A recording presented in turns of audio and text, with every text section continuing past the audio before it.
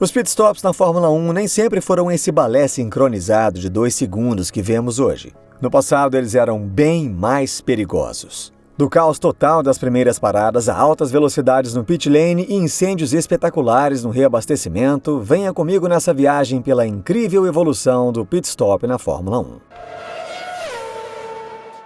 O automobilismo começou praticamente quando os carros foram inventados. Tudo começou na França, no fim dos anos 1890. Os pioneiros competiam em estradas empoeiradas e inacabadas, no que nós chamaríamos hoje de rally. Mas os primeiros GPs aconteceram alguns anos depois, próximo a Le Mans, por uma estrada fechada de 105 quilômetros. A dupla no carro fazia tudo: a pilotagem, a navegação e os reparos. Havia paradas para reabastecimento, mas, para além disso, a única oportunidade em que parariam seria o caso de um problema mecânico ou furo de pneu, o que, dado o péssimo piso das estradas, era bastante comum. E foi aqui que a importância dos pitstops foi demonstrada já na primeira corrida.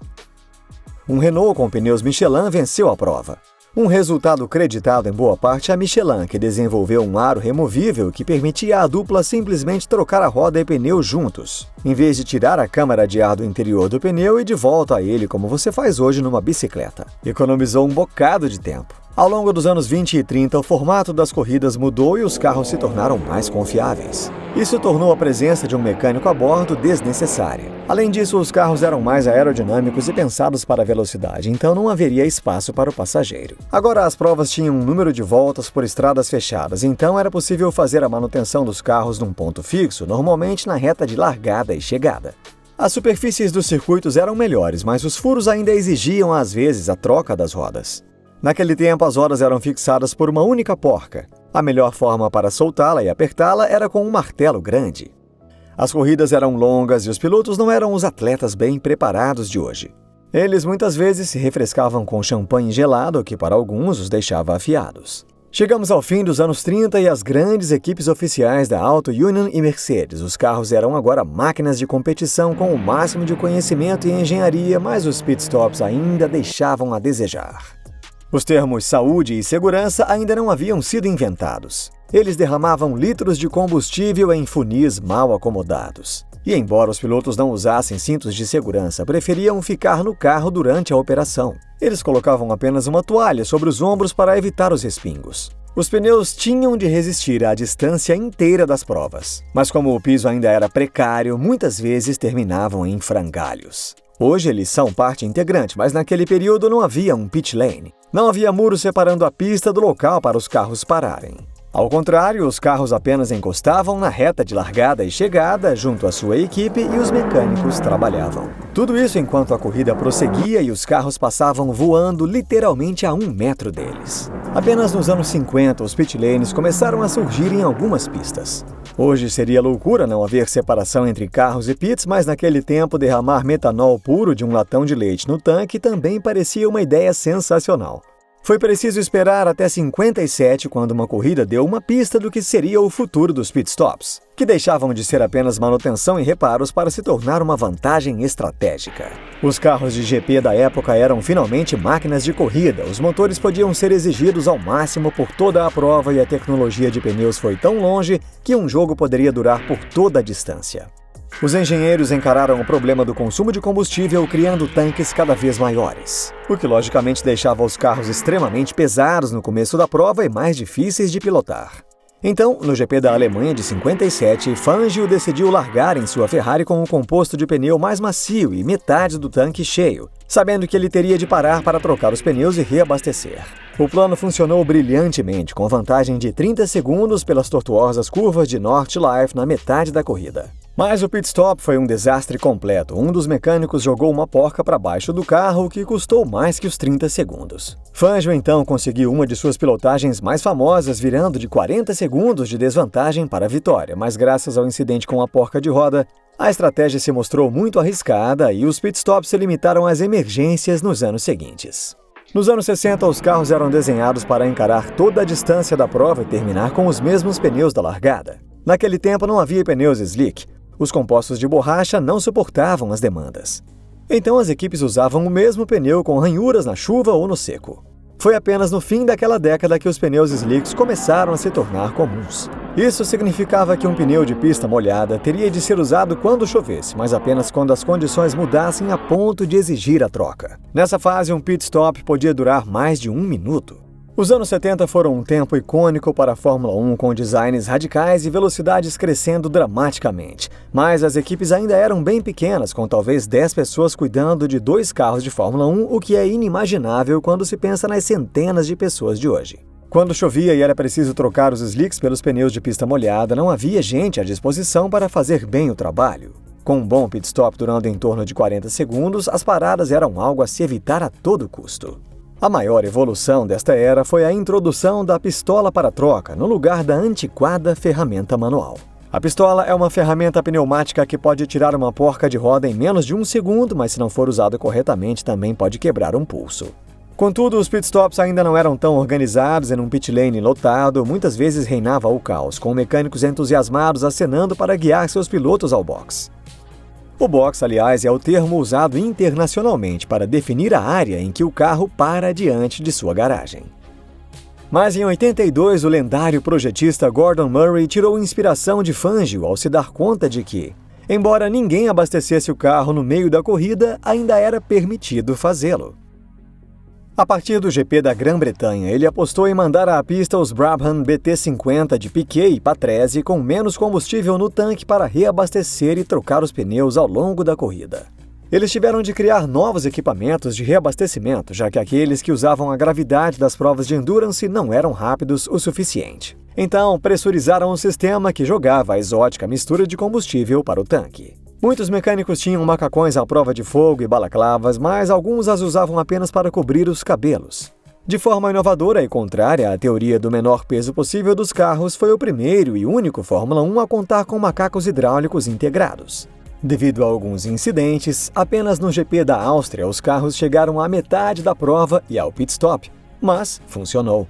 Piquet liderou na largada, parou para reabastecer e trocar os pneus, o que durou pouco mais de 25 segundos para completar e deixou os pits na frente novamente, apenas para ser tirado da prova pouco depois por um retardatário. Mas o jogo estava mudando e várias outras equipes desenharam seus carros para o ano seguinte com sistemas de reabastecimento. Essa nova prática dos pitstops não era exatamente regulamentada e os times acabaram livres para fazer o que queriam. Mas quando você força o máximo de um combustível altamente volátil num carro altamente quente o mais rápido possível, nem sempre as coisas saem como planejado. E assim o reabastecimento foi banido no fim da temporada. Contudo, foi essa era que demonstrou o papel fundamental que os pitstops teriam no desfecho das corridas. Havia vários fabricantes de pneus na Fórmula 1 naquele tempo. Michelin, Goodyear e Pirelli lutavam pela supremacia, criando uma guerra de pneus. Cada fabricante se empenhava para fornecer às suas equipes o melhor pneu possível, tentando equilibrar perfeitamente aderência e durabilidade. O pit stop se tornou crítico quando os compostos de pneu se tornaram macios. Um pneu macio proporciona um tempo de volta rápido, mas não dura toda a corrida, então a estratégia se tornou um aspecto decisivo nos grandes prêmios. Alguns times apostavam no ritmo mais forte possível, sabendo que precisariam de um pit stop rápido para trocar os pneus e voltar à pista forçando novamente. Enquanto isso, outras equipes tentavam fazer a prova com apenas um jogo de pneus, andando em ritmo mais lento, esperando economizar tempo ao não parar. A mais memorável demonstração dessa estratégia veio em 86 no GP da Austrália, nas ruas de Adelaide. Nigel Mansell precisava apenas de um terceiro lugar para conquistar seu primeiro título.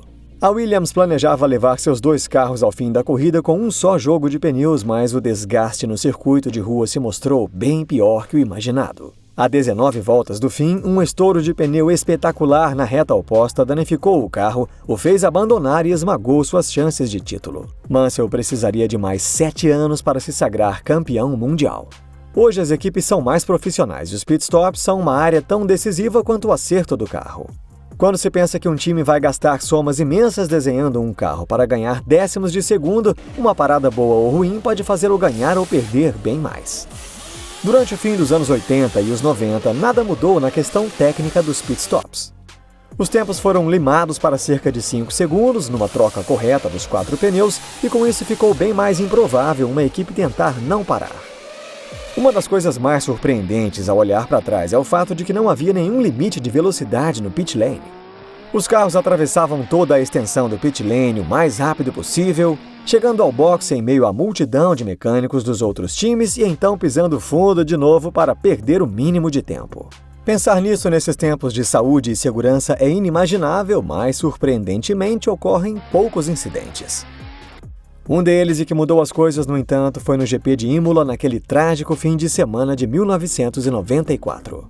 A Minardi de Michele Alboreto perdeu um pneu pouco antes da saída dos pits e atingiu 4 mecânicos da Ferrari que estavam em sua posição.